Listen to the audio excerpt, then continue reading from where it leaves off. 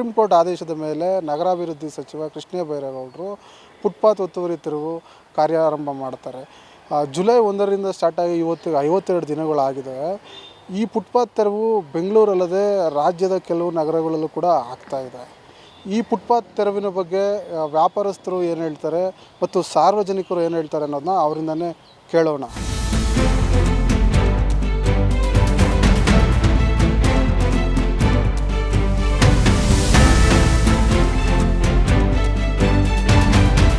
ತುಂಬ ಕಷ್ಟ ಐತೆ. ನಾವು ಫೈನಾನ್ಸ್ ಬಡ್ಡಿಗೆಲ್ಲ ತೊಗೊಂಡ್ಬಿಟ್ಟಿದ್ದೀರಿ. ಬಡವರು ಯಾಕೆ ಹೊಡಿತೀರಾ? ಏನು ನಾವು ಸ್ವಲ್ಪ ಕಷ್ಟದಲ್ಲಿ ಇದ್ದೀರಿ. ನಮಗೆಲ್ಲೇ ಜಾಗ ಕೊಟ್ಟರೆ ನಾವು ಗಾಡಿ ಹಾಕ್ತೀರಿ. ಯಾಕೆ ನಮ್ಮ ಗಾಡಿಯೆಲ್ಲ ಎತ್ತೀರ ಸರ್? ತುಂಬ ಕಷ್ಟ ಎಲ್ಲ ಇದ್ದೀವಿ ನಾವು.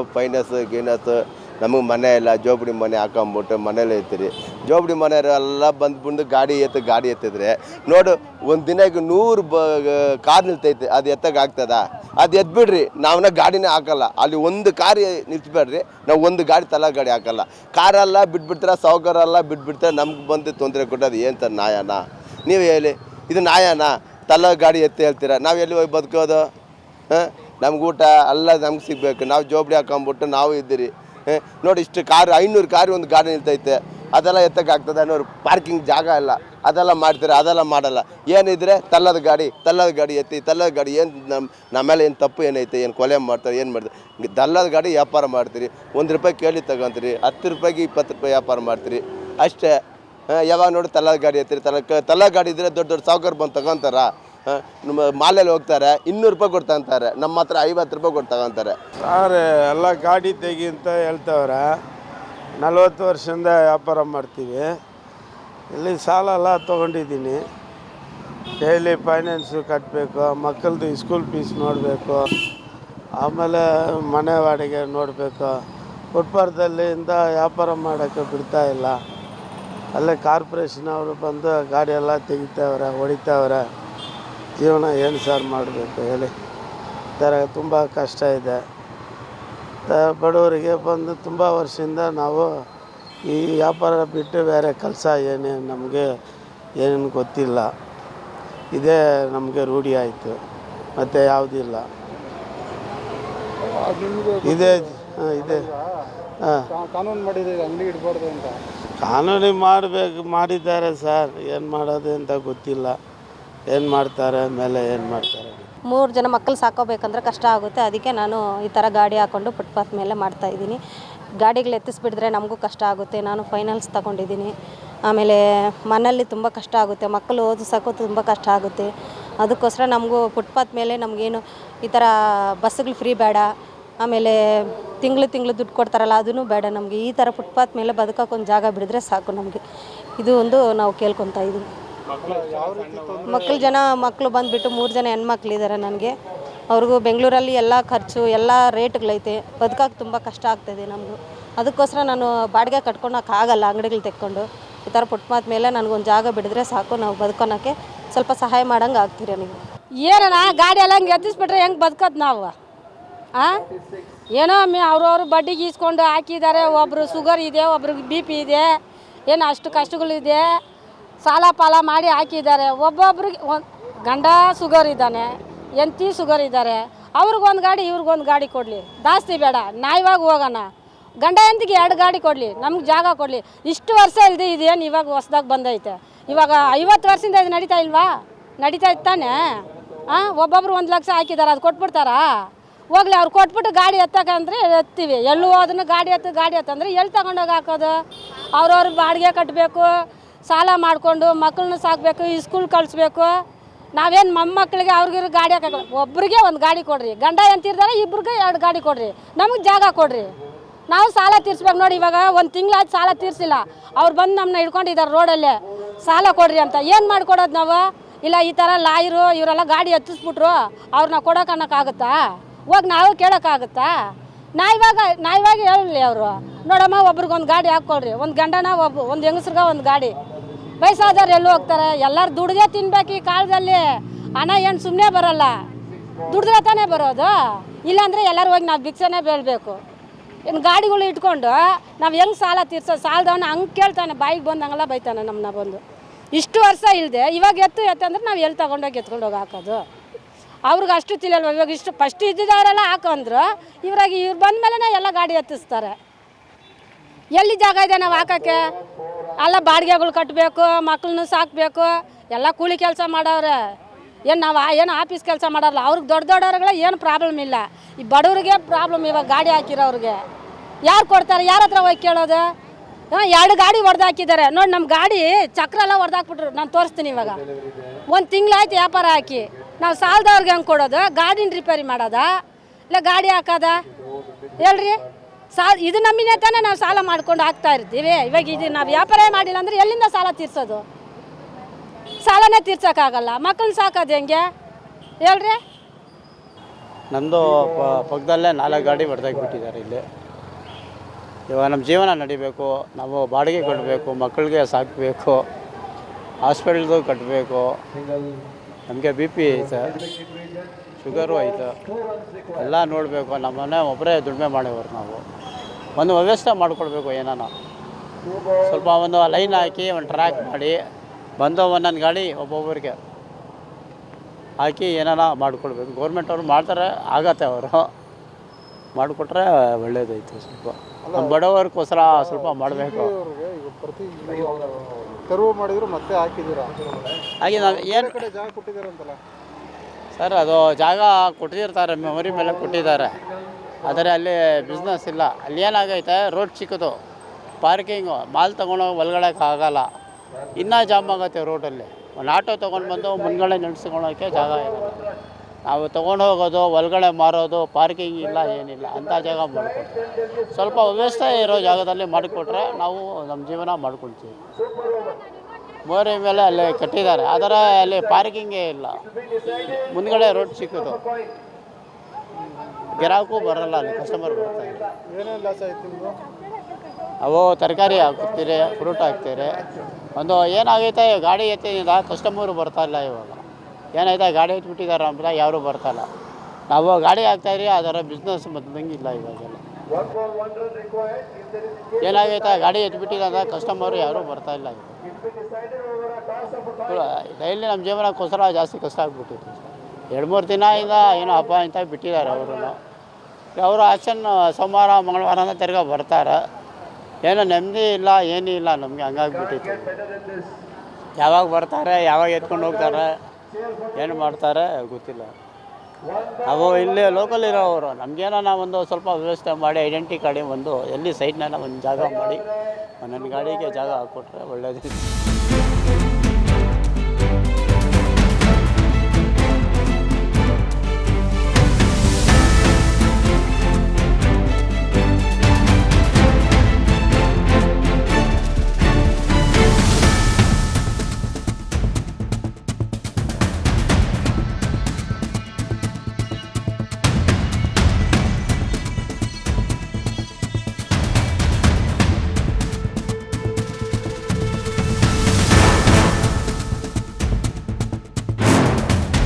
ಚಂದ್ರನಗರದಲ್ಲಿರುವಂಥ 108 ಬಸ್ ಸ್ಟ್ಯಾಂಡ್. ಇದು ಒಂದು ಕಾಲದಲ್ಲಿ ಎಷ್ಟೋ ಸಾರ್ವಜನಿಕರು ಇಲ್ಲಿಂದ ಮೆಜೆಸ್ಟಿಕ್ಕು, ಕೇರ್ ಮಾರ್ಕೆಟು, ಶಿವಾಜಿನಗರಗಳಿಗೆ ಇಲ್ಲಿಂದ ತೆರಳುತ್ತಿದ್ದರು. ಇವತ್ತು ನೋಡ್ಬೋದು, ಇವತ್ತಿನ ಈ ಬಸ್ ಸ್ಟ್ಯಾಂಡ್ ಯಾವ ಸ್ಥಿತಿಯಲ್ಲಿದೆ ಅಂತ ದೃಶ್ಯದಲ್ಲಿ ನೋಡ್ಬೋದು. ಇವತ್ತು ಈ ಬಸ್ ಸ್ಟ್ಯಾಂಡು ಇದು ಒಂಥರ ಇಲ್ಲಿನ ಲೋಕಲ್ ಪಾರ್ಕಿಂಗ್ ವ್ಯವಸ್ಥೆ ಆಗೋಗಿದೆ. ಇಲ್ಲಿಂದನೂ ಬಂದು ಇಲ್ಲೋ ಸುಮಾರು ಜನರು ಈ ಬಸ್ ಸ್ಟ್ಯಾಂಡ್ನ ಉಪಯೋಗಿಸ್ಕೊತಾ ಇದ್ದಾರೆ. ಎಷ್ಟೋ ದಿನಗಳಿಂದ ವಾಹನಗಳು ಇಲ್ಲೇ ಬಿಟ್ಬಿಟ್ಟು ಹೋಗ್ತಾ ಇದ್ದಾರೆ. ಮತ್ತು ನೀವು ನೋಡ್ಬೋದು, ಈ ಬಸ್ ಸ್ಟ್ಯಾಂಡ್ನ ಇಲ್ಲಿನ ಕೆಲವರು ತಮ್ಮ ಸ್ವಂತ ಜಾಗದ ಥರ ಸುತ್ತಲೂ ಪೈಪೆಲ್ಲ ಹಾಕ್ಕೊಂಡು ಒಂದು ಬೌಂಡ್ರಿ ಲೈನ್ ಮಾಡ್ಕೊಂಡಿದ್ದಾರೆ. ಅಲ್ಲಿ ನೋಡಿ ಪೊಲೀಸ್ ಬ್ಯಾರಿಗೇಟ್ ಇದೆ, ಅದಕ್ಕೆ ಒಂದು ಪೈಪ್ ಹಾಕಿದ್ದಾರೆ. ಹಾಗೇ ನೀವು ಇತ್ತ ಬಂದರೆ ಪಾರ್ಕಿಂಗ್ ವ್ಯವಸ್ಥೆ ಆಗೋಗಿದೆ ಈ ಬಸ್ ಸ್ಟ್ಯಾಂಡು. ಆ ಬಸ್ ಸ್ಟ್ಯಾಂಡ್ ಹಿನ್ನೆಲೆ ಏನಾಗಿದೆ ಅವರಿಂದನೇ ಕೇಳ್ತಾ ಹೋಗ್ತೀನಿ. ಮೊದಲಿಗೆ ಸರ್ ನಮಸ್ಕಾರ. ಈ ಬಸ್ ಸ್ಟ್ಯಾಂಡ್ ಯಾಕೆ ಸರ್ ಇವತ್ತು ಈ ಥರ ಎಲ್ಲ ಪಾರ್ಕಿಂಗ್ ವ್ಯವಸ್ಥೆ ಆಗಿದೆ? ಇಲ್ಲಿ ಏನಾಗಿದೆ ಅಂತಂದರೆ ಇಲ್ಲಿ ಹೆರಿಗೆ ಆಸ್ಪತ್ರೆ, ಕಣ್ಣಾಸ್ಪತ್ರೆ ಮತ್ತು ನರ್ಸಿಂಗ್ ಹೋಮು ಎಲ್ಲ ಇದೆ. ಇಲ್ಲಿ ಬರ್ತಕ್ಕಂಥ ಜನಗಳಿಗೆ ಕಾರ್ ನಿಲ್ಲಿಸೋದಕ್ಕೆ ಅಥವಾ ಅವ್ರ ವೆಹಿಕಲ್ ತೊಗೊಂಬರೋಕ್ಕೆ ನಿಲ್ಲಿಸೋದಕ್ಕೆ ಜಾಗ ಇಲ್ಲ. ಇಲ್ಲಿರ್ತಕ್ಕಂಥ 50% ಕಾರುಗಳು ಹೊರಗಡೆ ಮಾರಾಟ ಮಾಡ್ತಕ್ಕಂಥ ಕಾರುಗಳನ್ನ ತಂದು ನಿಲ್ಲಿಸಿ ಅವರು ಬ್ರೋಕರ್ಗಳು ಬಂದು ವೆಹಿಕಲ್ಗಳನ್ನು ತೋರಿಸಿ ಮಾರಾಟ ಮಾಡಿ ಈ ಥರ ನಿಲ್ಲಿಸಿ ಇಲ್ಲಿ ಜನಗಳಿಗೆ ತೊಂದರೆ ಆಗ್ತಾಯಿದೆ. ಆದ್ದರಿಂದ ಇಲ್ಲಿ ಕೆಲವು ಕಾರುಗಳು ಏನೇನಿದೆ ಯಾರ್ಯಾರು ಮಾರಾಟಕ್ಕೆ ಮಾಡೋಕ್ಕೆ ಬಂದ ಬ್ರೋಕರ್ಗಳು ಇಟ್ಟಿದ್ದಾರೆ ಆ ಕಾರುಗಳನ್ನ ತೆಗೆಸಬೇಕು. ಹಾಗೂ ಬೇರೆ ಸಾರ್ವಜನಿಕರು ಬಂದು ನಿಂತ್ಕೊಳ್ಳೋಕ್ಕೆ ಅವಕಾಶ ಮಾಡಿಕೊಡ್ಬೇಕು. ಬ್ರೋಕರ್ಗಳು ದಂಧೆ ಆಗ್ತಾ ಇದೆ ಅಂತ. ಮತ್ತು ಇಲ್ಲಿ ಬಸ್ ಸ್ಟ್ಯಾಂಡ್ ನೋಡ್ರಿ ಇಷ್ಟು ಚೆನ್ನಾಗಿದೆ, ಇಲ್ಲಿ ಏನು ಸಮಸ್ಯೆ ಸರ್? ಗೌರ್ಮೆಂಟ್ನ ಕೋಟಿಗಟ್ಟಲೆ ಖರ್ಚು ಮಾಡಿ ಬಸ್ ಸ್ಟ್ಯಾಂಡ್ ಕಟ್ಸಿದ್ದಾರೆ. ಅಲ್ಲಿ ಏನಾಗಿದೆ ಎಲ್ಲ ಬಂದು ಅವರು ಇವರು ರಾತ್ರಿನಾಗ ಮಲಗೋದು ಗಲೀಜು ಮಾಡೋದು ಎಲ್ಲ ಮಾಡ್ತಿದ್ದಾರೆ. ಅವ್ರಿಗೆ ಯಾರು ಹೇಳಿದ್ರು ನಮ್ಮ ಮಾತು ಕೇಳೋದಿಲ್ಲ. ಪೊಲೀಸರು ಬರೋದಿಲ್ಲ, ನಮ್ಮ ಹೆಲ್ತ್ ಡಿಪಾರ್ಟ್ಮೆಂಟ್ನವರು ಬರೋದಿಲ್ಲ, ಕ್ಲೀನ್ ಮಾಡೋದಿಲ್ಲ. ಇವತ್ತೇನೋ ಕ್ಲೀನ್ ಮಾಡಿದ್ದಾರೆ. ನಾವು ಹೆಲ್ತ್ ಡಿಪಾರ್ಟ್ಮೆಂಟ್ಗೆ ನಾವು ಸೀನಿಯರ್ ಬಂದು ಕೂತ್ಕೊತೀವಿ, ಅಲ್ಲಿ ಹೋಗಿ ಹೇಳಿ ಬರ್ಬೇಕು ಹೆಲ್ತ್ ಇನ್ಸ್ಪೆಕ್ಟ್ರು. ನಾವು ಹೇಳಿದಾಗ ಮಾತ್ರ ಬಂದು ಕ್ಲೀನ್ ಮಾಡ್ತಾರೆ. ಈ ಕಡೆ ತಿರುಗೂ ನೋಡೋದಿಲ್ಲ ಅವರು. ಇಲ್ಲಿ ಕ್ಲೀನ್ ಮಾಡ್ತಾಯಿದ್ರು ಬಂದು ಅಲ್ಲಿ ಗುಡಿಸೋದಿಲ್ಲ ಇವರು ಸ್ವೀಪರು, ಹಾಗೇ ಹೋಗ್ತಾರೆ.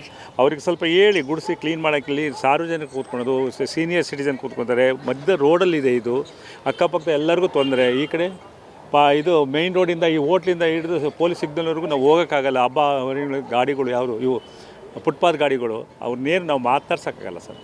ಅದು ರಿಮೂವ್ ಮಾಡಿ ಆಮೇಲೆ ಇಲ್ಲಿಂದ ಹೋಗಿ, ಇಲ್ಲಿಂದ ಸೀದಾ ದಯವಿಟ್ಟು ಅಲ್ಲಿಗೆ ಹೋಗಿ ಎಲ್ಲಿವರೆಗೂ ಗೌರ್ಮೆಂಟ್ ಸ್ಕೂಲ್ವರೆಗೂ ಹೋಗಿ ಅಲ್ಲಿಂದ ಮುಂದೆ ಅಲ್ಲೊಂದು ಹೋಟ್ಲಿದೆ, ಅಲ್ಲಿಗೆ ಹೋಗಿ ಅಲ್ಲಿ ಏನೇನು ನಡೀತಾ ಇದೆ ಅಂತ ಗೊತ್ತಾಗ. ಅಲ್ಲಿ ಬರೋಕ್ಕೆ ಆಗಲ್ಲ ಪಬ್ಲಿಕ್ ಏನು ಸೀನಿಯರ್ ಯಾರು ಬಂದು ಬಿದ್ದೋಗ್ತಾರೆ ಯಾರಾದರೂ. ಅಪ್ ಟು ಪೋಸ್ಟ್ ಆಫೀಸ್ ತನಕ ಹೋಗಿ. ಇಲ್ಲಿ ಪ್ರಾಬ್ಲಮ್ ಇದೆ ಸರ್, ಯಾರು ನೋಡಲ್ಲ ಸರ್. ಯಾವತ್ತೋ ಒಂದು ದಿವಸ ಪೊಲೀಸರು ಬರ್ತಾರೆ, ಈ ಗಾಡಿಗಳು ಕಂಟ್ರೋಲ್ ಮಾಡ್ತಾರೆ. ಅವ್ರು ಹೋದ ತಕ್ಷಣ ಮತ್ತೆ ಇಲ್ಲಿ ಬಂದು ಗಾಡಿಗಳು ಮಾಡ್ತಾರೆ. ಅವರು ಎಷ್ಟು ಅಂತ ಕಾಯ್ತಾರೆ ಪೊಲೀಸರು, ಬೆಳಗ್ಗೆಯಿಂದ ಸಾಯಂಕಾಲ ತನಕ ಕಾಯಕ್ಕಾಗ್ತೈತಾ? ಪಬ್ಲಿಕ್ ಇಲ್ಲಿ ಗಾಡಿ ನಿಲ್ಲಿಸ್ದಂಗೆ ಮಾಡಿದ್ರೆ ಒಳ್ಳೇದು. ಇಲ್ಲಿ ಬರೋ ಪ್ರೈವೇಟ್ ವೆಹಿಕಲ್ಸೇ ಸರ್ ಬಂದು ನಿಲ್ತ್ಕೊಳೋದು ಜಾಸ್ತಿ. ನೋಡಿ ಎಷ್ಟು ದಿವಸದಿಂದ ನಿಂತೇವೆ ಗಾಡಿಗಳು, ಯಾವ ತೆಗಿತಾರೆ, ಒಂದು ತೆಗಿಯಲ್ಲ. ಅದು ಯಾರು ಓನರ್ ಯಾರು ಬಂದು ನಿಲ್ಲಿಸ್ಬಿಟ್ಟು ಹೋಗ್ತಾರೋ ಯಾರಿಗೂ ಗೊತ್ತೇ ಇಲ್ಲ ಅದು. ಅಲ್ಲ ಸರ್, ಈಗ ಬಸ್ ಸ್ಟ್ಯಾಂಡ್ ಹತ್ರನೇ BBMP ಆಫೀಸ್ ಐತೆ, ಅಧಿಕಾರಿಗಳು ಓಡಾಡಲ್ವಾ? ಓಡಾಡ್ತಾರೆ.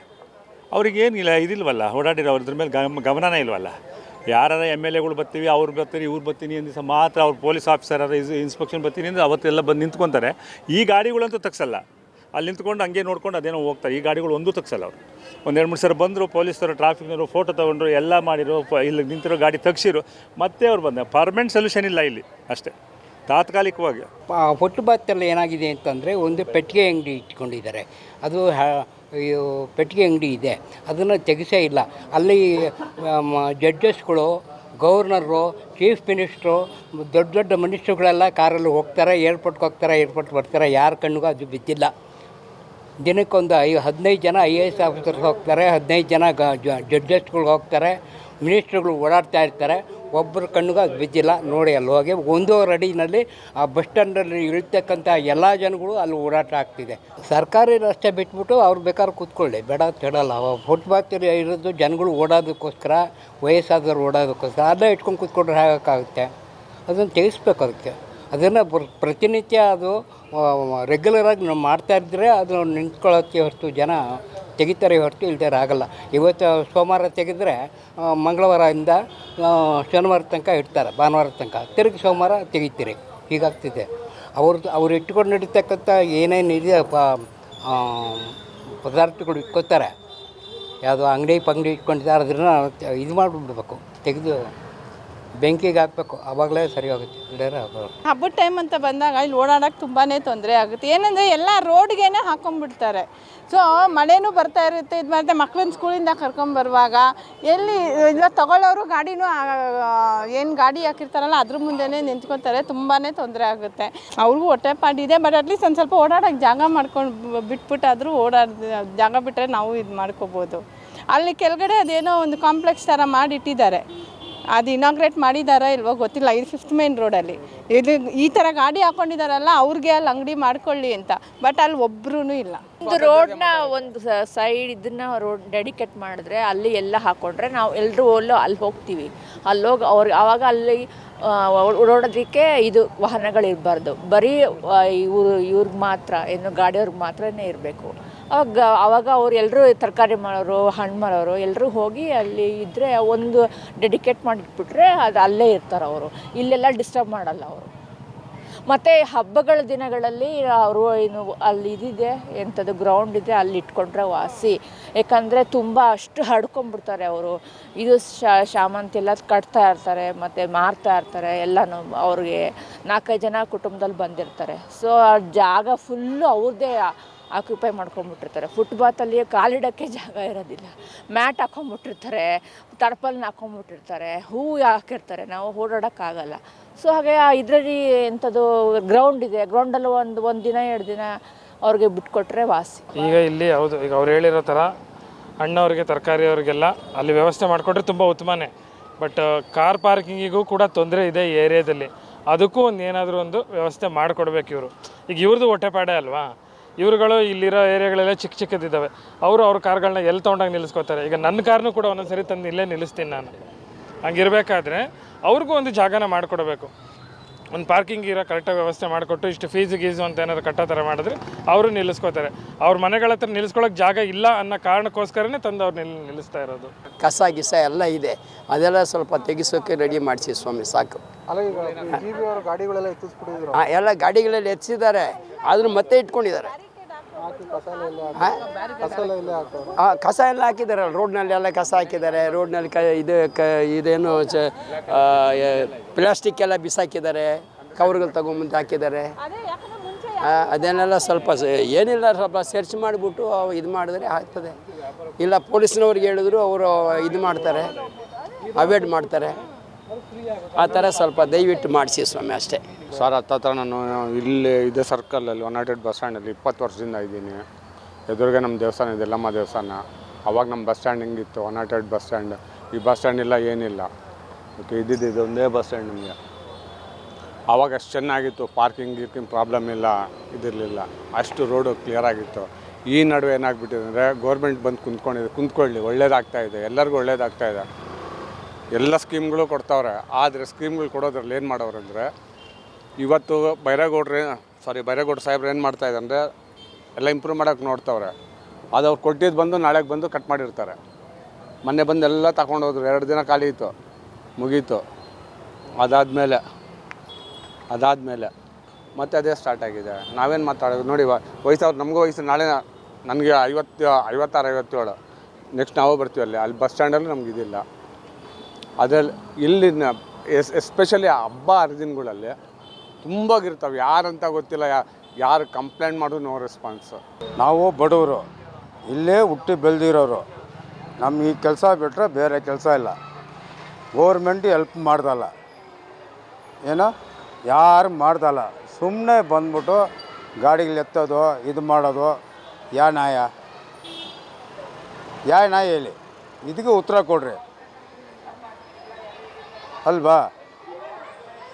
ಒಂದು ಫುಟ್ಪಾತ್ ಗಾಡಿಗಳು 2 ವೀಲರ್ಸ್ ಎಲ್ಲ ಎತ್ತಬೇಕಂತ ಅದು ಮಾಡಿರಿ, ಒಪ್ಕೊತೀವಿ. ಅದು ಒಪ್ಕೊಳ್ರಿ. ಗಾಡಿದು ಬಂದ್ಬಿಟ್ಟು ಇದು ಮಾಡಿಬಿಡ್ರಿ. ಇದು ಸ್ವಲ್ಪ ಫುಟ್ಪಾತ್ ಈ ಕಡೆ ಅಡ್ಜಸ್ಟ್ಮೆಂಟ್ ಮಾಡಿರಿ, ಜನಕ್ಕೆ ತೊಂದರೆ ಕೊಡಲ್ಲ. ಇನ್ನೊಂದು ಬಡವರು ಎಲ್ಲಿ ಹೋಗ್ತಾರಲ್ಲಿ? ನಾವು ಇದೇ ಕೇಳೋದು. ಅದು ಬಿಟ್ಟರೆ ಬೇರೆ ಯಾವುದು ಕೇಳಲ್ಲ. ಫಸ್ಟು ಆಗ ಸ್ಕೂಲ್ ಕಡೆ ಇರೋದೆಲ್ಲ ಎತ್ತಾಕ್ರಿ. ಆ ಆ ಗಾಡಿಯಿಂದನೇ ಎಲ್ಲ ನಿಲ್ಲಿಸ್ತಾರೆ. ಇವಾಗ ಇಷ್ಟು ಕಮ್ಮಿ ಇದೆ. ಸಂಜೆ ಬಂದು ನೋಡ್ರೆ ಕಾರ್ಗೆಲ್ಲ ನಿಲ್ಲಿಸ್ತಾರೆ. ಇನ್ನೇನೆಲ್ಲ ಹೇಳಿ? ಅದು ಗೌರ್ಮೆಂಟು ಜವಾಬ್ದಾರಿ. ಅದು ಬಿಟ್ಟರೆ ಬೇರೆ ಮಾತು ಯಾವುದಿಲ್ಲ. ಸಮಸ್ಯೆ ಏನು ಸರ್, ನಮ್ಮದು ಫುಟ್ಪಾತ್ ವ್ಯಾಪಾರ ಒಂದು 20-25 ವರ್ಷದಿಂದ ಮಾಡ್ತಾಯಿದ್ದೀವಿ. ತೆಗೆದ್ರೆ ನಮಗೆ ಪ್ರಾಬ್ಲಮ್ ಆಗುತ್ತಲ್ಲ, ಅದಕ್ಕೆ ಹೇಳ್ತಾರೆ. ಏನೇನು ತರಕಾರಿ ಎಲ್ಲ ಇದೇ ತರಕಾರಿ ಇದೇ ಮಾಡ್ತಾರೆ. ಮಕ್ಕಳೆಲ್ಲ ಸ್ಕೂಲಿಗೆ ಹೋಗ್ತಾವಲ್ಲ, ಎಲ್ಲ ತೊಂದರೆ ಇದೆ. ನಮಗೆಲ್ಲ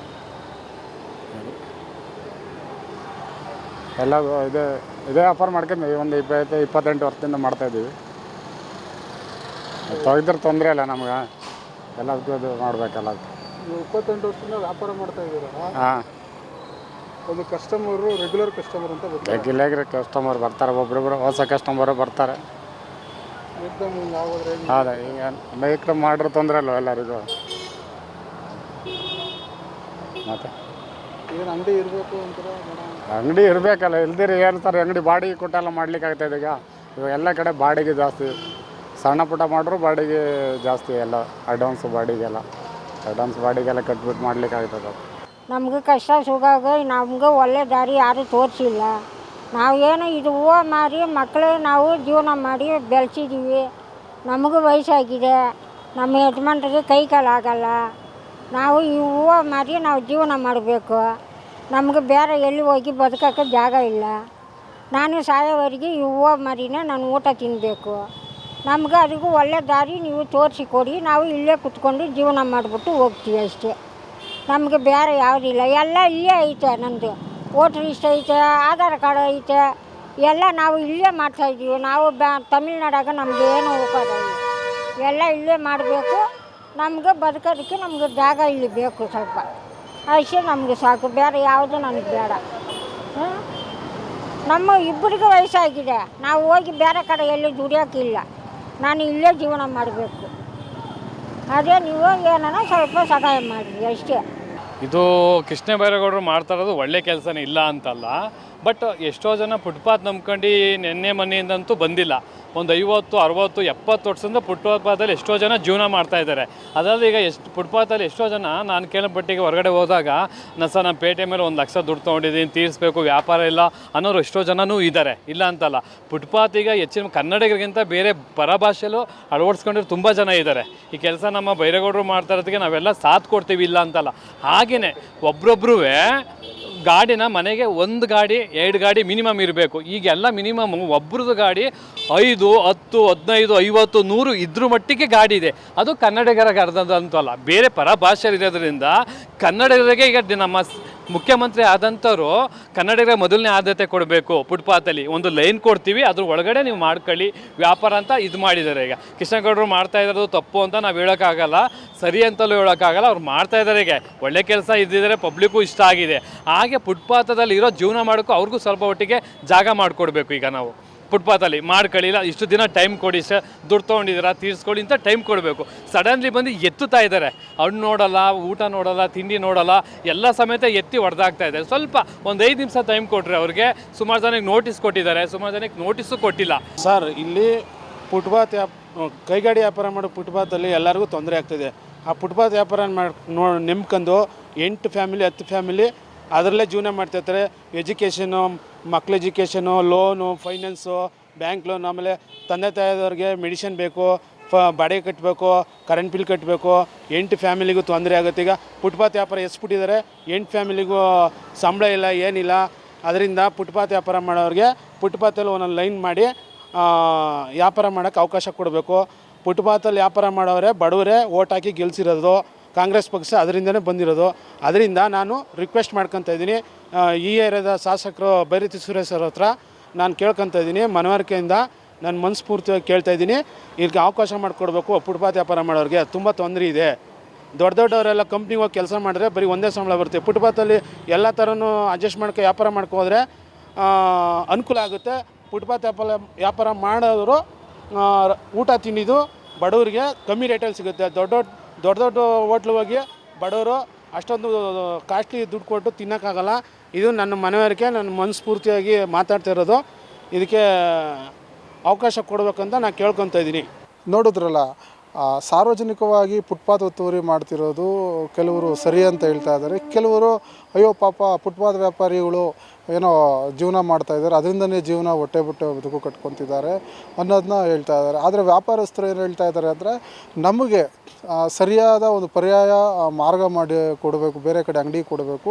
ಕೊಡೋ ಅಂಗಡಿ ಯಾವುದೋ ಮೂಲೆಯಲ್ಲಿ ಕೊಟ್ಟರೆ ನಮಗೆ ವ್ಯಾಪಾರ ಆಗಲ್ಲ.